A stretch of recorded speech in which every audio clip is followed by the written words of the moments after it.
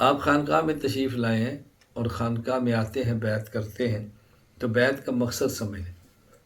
بیعت کا بنیادی مقصد یہ ہے کہ انسان کو اپنی اصلاح کا طریقہ معلوم۔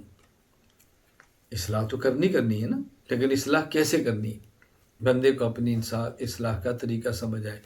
اور یہ تبھی آتا ہے جب انسان اپنے مرشد کے پاس رہتا ہے، اپنے شیخ کے پاس رہتا ہے، وہاں رہ کے ان کی بات کو سنتا ہے، ان کی ڈانٹ کو سنتا ہے۔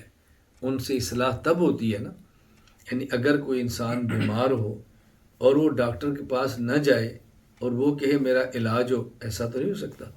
اس نے ڈاکٹر کے پاس جانا ہے، لیکن جب ڈاکٹر کے پاس جائے گا تو ایسا تو نہیں ہے کہ شوگر کا مریض ہو اور ڈاکٹر اس کو میٹھی میٹھی دوائی دے دے۔ شوگر کا مریض ہو اور ڈاکٹر اس کو پیارا سا شربت کھلا دے، ڈاکٹر اس کو مٹھائی کھلانی شروع کر، ایسا تو نہیں ہے۔ جب شوگر کا مریض ہوگا تو اب اس کے لیے دوائی اور ہوگی، اور جب کوئی اور مریض ہوگا تو دوائی اور ہوگی۔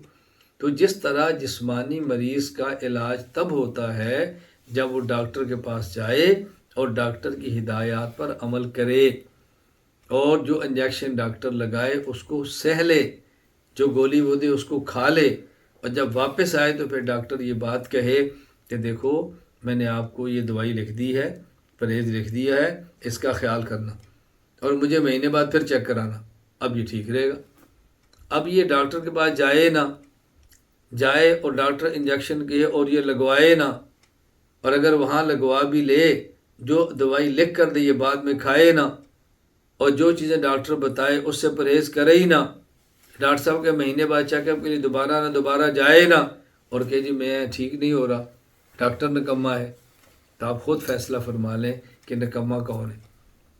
اسی طرح انسان کی جب روح بیمار ہوتی ہے اور انسان گناہوں کے اندر مبتلا ہوتا ہے تو اپنے روحانی معالج، اپنے مرشد اور شیخ کے پاس جاتا ہے، پھر وہاں جا کے اپنا علاج کراتا ہے۔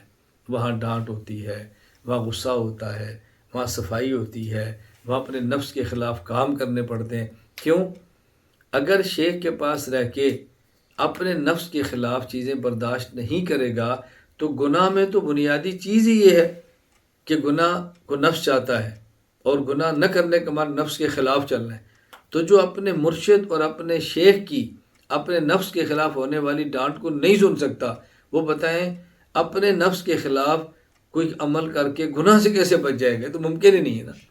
تو جب یہ اپنے شیخ کے پاس کم از کم 40 دن تک ٹھہرے اور روزانہ اپنے نفس کے خلاف، ہمیشہ سے عادت ہے صبح رات دیر سے سونے کی اور جلدی اٹھنے کی، 40 دن اپنے شیخ کے پاس ٹھہرے، اب عادت بدلنی ہے، کیا؟ جلدی سونا اور جلدی اٹھنا۔ تو جب یہ 40 دن نفس کے خلاف سونے اٹھنے کی عادت پڑے گی تو ایسا بندہ بدلنا ٹھیک ہو جائے گا۔ بندے کی عادت ہے اس کو موبائل کے بغیر سکون ہی نہیں آتا، شیخ نے موبائل استعمال کرنے نہیں دینا۔ جب 40 دن اس طرح گزر جائیں گے تو آہستہ آہستہ گناہوں سے بچنے کا مزاج بن جائے گا۔ تو بیعت کا بنیادی مقصد کیا ہے؟ اصلاح تو کرنی ہے، اپنی اصلاح تو فرض ہے۔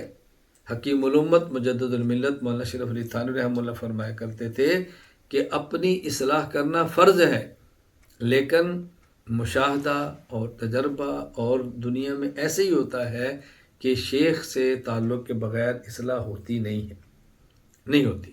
انسان کے بیعت کے بعد کیفیت اور ایک تعلق ہی بدل جاتا ہے، اور تعلق کا بدلنا انسان کو اصلاح پہ مجبور کر دیتا ہے۔ تو بیعت کا مقصد کیا ہے؟ کہ ہم نے اپنی اصلاح کرنی ہے، اور اصلاح کیسے کرنی ہے؟ وہ شیخ کے تعلق سے کرنی ہے، شیخ سے پوچھ پہ کرنی ہے۔